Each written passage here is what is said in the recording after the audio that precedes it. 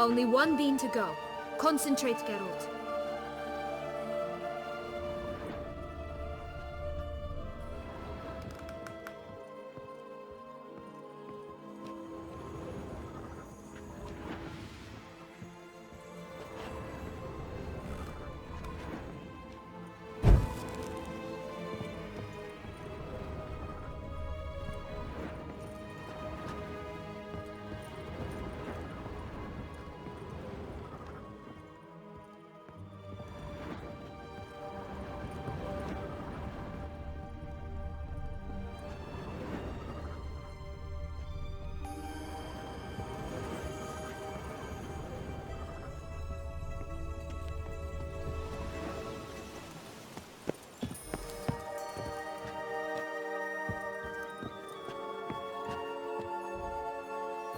Only one beam to go.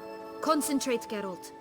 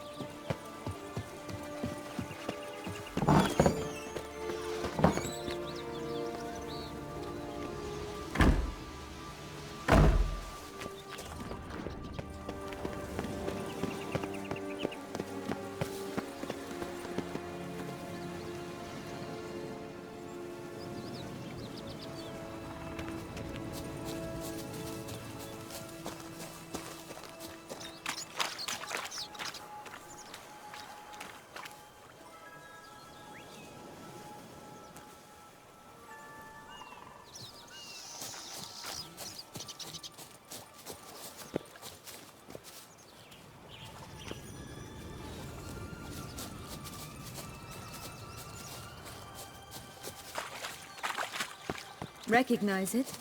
Once upon a time, a terrible dragon attacked Vizima. It took a clever young cobbler to bring about its defeat. Right. Every now and again, some village idiot tries to imitate him, and I gotta come in to clean up the mess. Only one beam to go. Concentrate, Just one thing in its gut. A half-digested sheep. Stuffed with tar and sulfur. Of course. But no bean. Does that not disgust you, poking about in a rotting corpse? Compared to the time I fought a Zeugl in Vizima's sewers, this... never mind. Don't feel like telling that story again.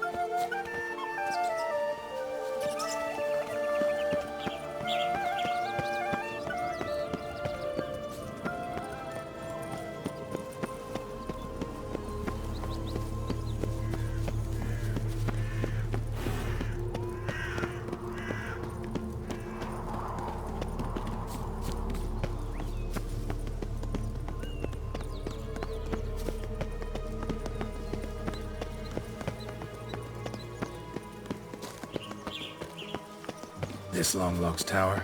Indeed. It's even taller than I remembered. Wait. What Joss said about the third beam, remember? In the possession of a bold farmhand somewhere deep beneath the ground. Yes, this must be it. Let's go.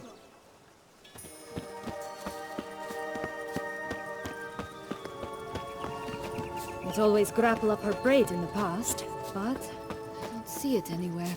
We'll find another way up. Could pull myself up here, and I'll have to make that jump. If you say so, I shall wait down here if it's all the same. Climbing's not my strong suit.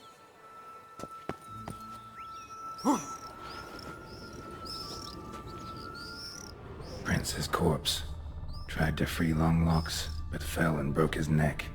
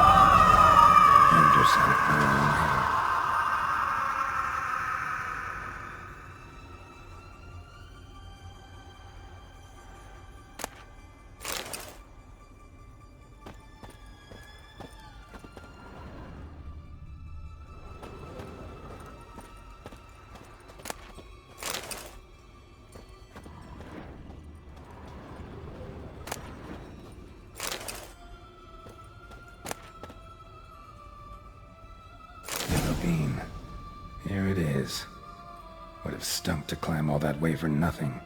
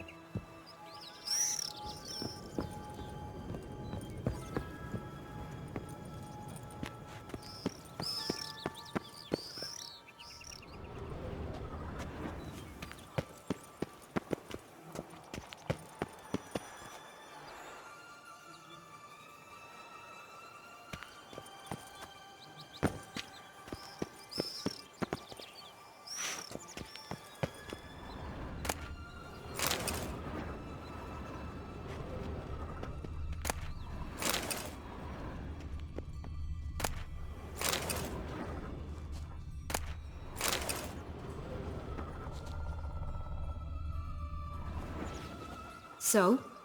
Got the bean, but Longlocks. Seems she got sick of waiting for a knight in shining armor. Can you blame her? Men these days, dandies and fops all. That why you cozied up to a vampire? Detlef was a tool, and only a tool. Too bad he didn't know that. I trust no one. Learned that long ago. Now it's his turn.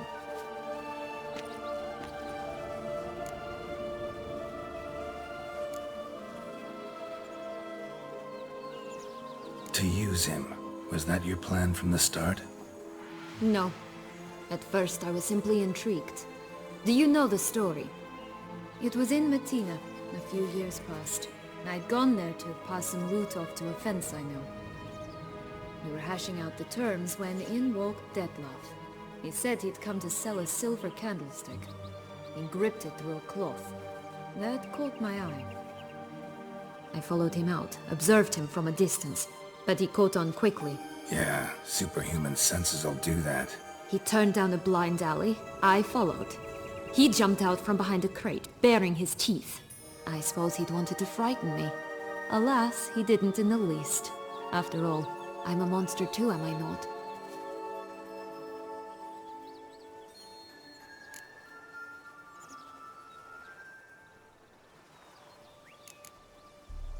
A higher vampire and you were unimpressed? Don't know if that's brave or just plain foolish. I've always had a way with ostensibly dangerous, quiet types. That's supposed to be about me too? Ugh, brother, I hate to disappoint you, Geralt, but your belly button is not the center of the known world. Though, you do remind me of him a bit. Stifling all emotions inside you. Ever feigning indifference. You see, when I met Detlef, somehow I knew, call it intuition, that he meant me no harm, that he was trying to frighten me off, for he too was scared. Now do you understand? I guess.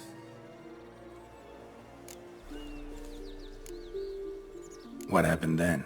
We talked, then met up once, twice, 3 times. Enough that he became infatuated. I truly enjoyed it at first, but only at first. He did not love like a man, but like an animal, madly, deeply, unconditionally, wildly. To return such a feeling, anyone would be hard-pressed, let alone someone as twisted as I am. So there came a day you just up and disappeared. Yes, there was no other way. Let's just be friends, or I don't deserve you. He'd never have understood that sort of thing. But then, once I decided to return, clean up some old affairs, I remembered him and concluded he could still be of use. Playing with fire, that. Definitely. And either I'll get burned, or I'll burn all else down. No other options. Got a history with Detlef now, so this meeting will be different. Not afraid? I can handle him. Mm-hmm. Sure about that? You look at him as a witcher and see a monster. I know what he's really like. You needn't worry. It's time to go. Just a bit more work and we'll be able to say sod off to this fecking Fables sphere.